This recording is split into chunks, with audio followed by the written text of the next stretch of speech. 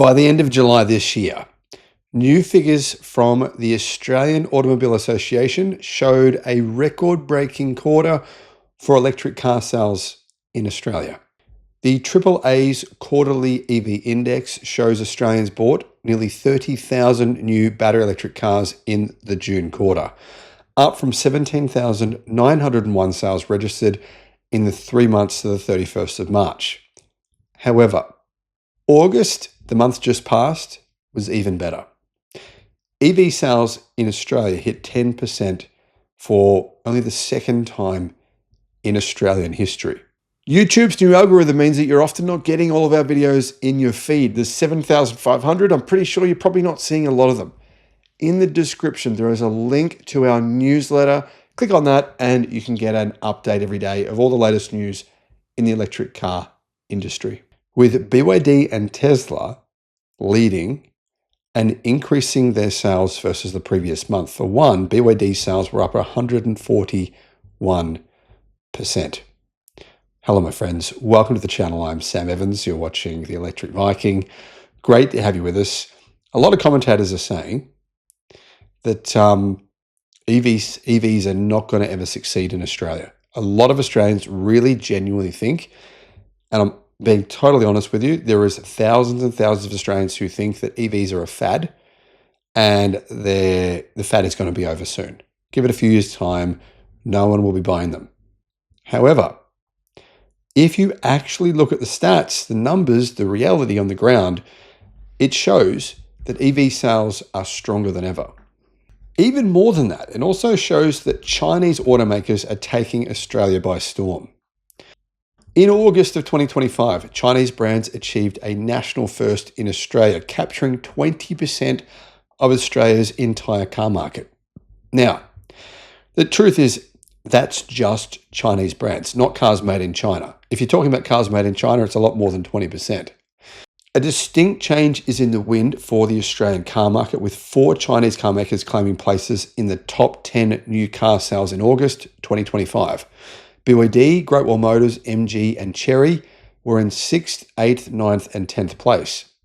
And Tesla was pretty close behind, I believe, in 11th place. So, with 104,000 cars sold, Chinese car makers took 20% of the market. That's just the brands themselves. When it comes to cars that were made in China, that figure is actually well over 30%. So, which were the most popular electric cars in Australia in August? Well, interesting sales numbers here. First of all, I should point out that EV sales were around 10%. They're officially 9.7%, but that doesn't include XPeng sales. If you include XPeng sales, I believe that figure is pretty close to 10% of the market, 1 in 10. Not great in comparison to Europe or China, or particularly not Norway, but it's still definitely an improvement. I can see EV sales hitting 20% by the end of next year. What do you guys think? Maybe I'm being optimistic, but I think it's going to happen. Interestingly, in August, plug-in hybrid sales actually declined from previous months, with 3,906 plug-in hybrids sold during the month, down from over 4,000 in July. So more than twice as many EVs were sold as plug-in hybrids were sold. You can see here this idea, right? I should point out the ABC, they said on the 25th of August that plug-in hybrids are taking over EV sales. It wasn't meant to happen this way. This is their summary. Sales of plug-in hybrids are booming while the market share of full battery electric vehicles is not. Clearly you can see actually plug-in hybrid sales went down in spite of the fact that there's some amazingly good deals from some of these Chinese automakers for PHEVs. And that's also interesting to see because BYD's plug-in hybrid sales globally fell by 23% in the month of August. So the best-selling cars, the best-selling EVs in Australia, let's just have a look at the list. It's quite interesting. Number 1 was the Tesla Model Y with 2,324 deliveries. I think part of this increase in Tesla Model Y sales, I don't believe it's full self-driving, the news about that. That could be a small factor, but I don't think that's a big factor. I think it's more about the fact that the Model Y now has 600 kilometers of range. The price didn't change. The range went up by 56 kilometers.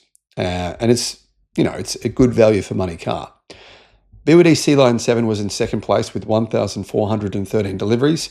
The C-Line 7, it's definitely a good EV. I just think there's better choices out there, and I'm not really sure why it's doing so well. But kudos to BYD. They're obviously doing a really good job selling cars, up 141% versus the same month of last year. In third was the BYD Seal with 623 deliveries, 20 deliveries ahead of the Tesla Model 3 with 603. BYD Atto 3 was next with 594. BYD Dolphin was next with 434. The Geely EX5 was next with 401. I'm curious to know, if you bought a BYD Atto 3, which is about the same price as a Geely EX5, and clearly a lot of people did, a lot of people chose to buy an Atto 3 instead of a Geely EX5.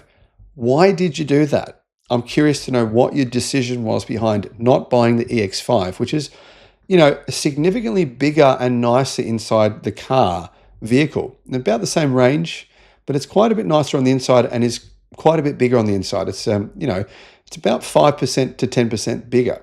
I'm kind of interested. Let us know in the comments why. Next, you've got the Kia EV5 with 367 sales, followed by the Kia EV3, 295, MG S5, 284, Volkswagen ID4, 219, Mercedes-Benz EQE SUV on run-out sales. They're not going to keep making that car, 166, Mercedes-Benz EQA, 132, Polestar 4, good sales from Polestar, 120, Toyota BZ4X, 114, MG4, 104, Polestar 2, 91, Volvo EX40, 82, Zeekr X, 79, Volvo EX30, 71, Volkswagen ID Buzz, 70, Audi Q5 e-tron, 57, Audi Q4 e-tron, 56.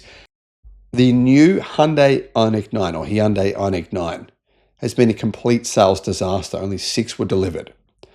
It only comes in one version at $125,000. There's only one version, $125,000.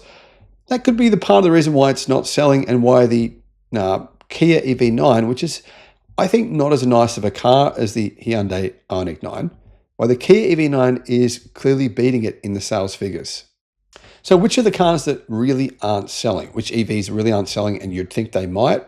Well, the Kia Niro EV, only 6 deliveries. The Niro used to be a pretty popular EV. The Ford Mustang Mach-E, only 6 deliveries. The Subaru Solterra, only 5. The Genesis GV70, 4. BMW i7, that's understandable, very expensive car, 4. Audi e-tron GT, 4.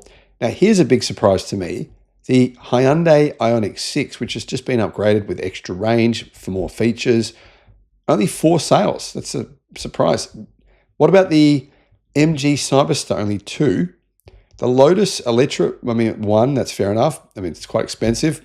However, the Cupra Born, which was quite a nice EV, only 1, but I think that's because they're, on run out. There's a new model that's, the old one's been superseded. So anyway, those are the sales numbers for Australia. It was one of the best months in Australian history for electric car sales. Credit to some of these companies that are doing really well.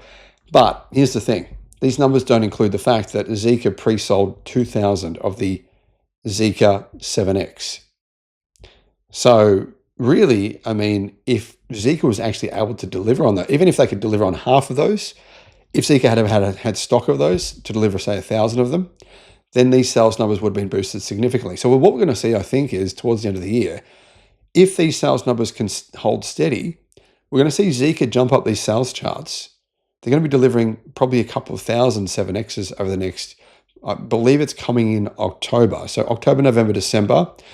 And that should boost these sales figures pretty significantly.